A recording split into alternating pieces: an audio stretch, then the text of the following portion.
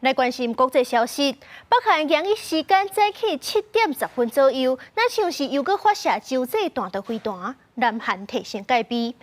另外，根据南韩的消息，北韩派兵去罗西亚，有可能是要用倒拍乌克兰做条件，交换罗西亚的核武器技术。本来有可能伫美国大选了后才会发生的代志，即嘛提早。31，北韩技术对东部海峡发射有可能是洲际弹道飞弹的飞行物。其实嘛，才过一天尔，就是30。南韩的国会议员是原因军事情报表示讲，北韩有可能就要发射飞弹。 지명을 명시할 수는 없습니다만 특정 지역에 태일이 배치되어 있는 상황이기 때문에 대기권 재진입을 위한 ICBM의 기술 검증을 위한 발사가 이루어질 수 있다.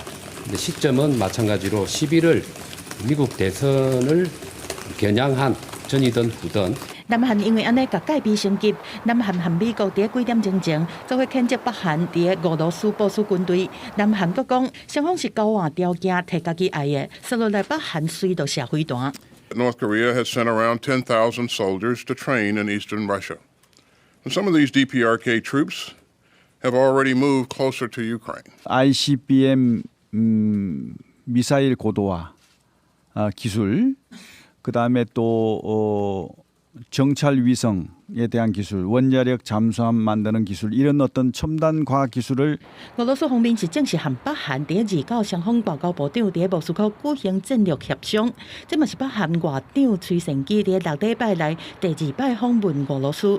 南韩国情院的情报嘛指出讲，北韩人民军总参谋部的副总参谋长金永福已经带先遣部队赶到俄罗的前线。金永福是北韩领导人金正恩的亲信，黄人民讲是援俄部队的总负责人。俄罗战争拍甲打，俄罗斯和北韩的关系愈来愈密，对乌克兰和包括美国在内真亲的盟友来讲，这种互动真敏感，嘛对未来战局是加添危险。公司新闻吴文良编译。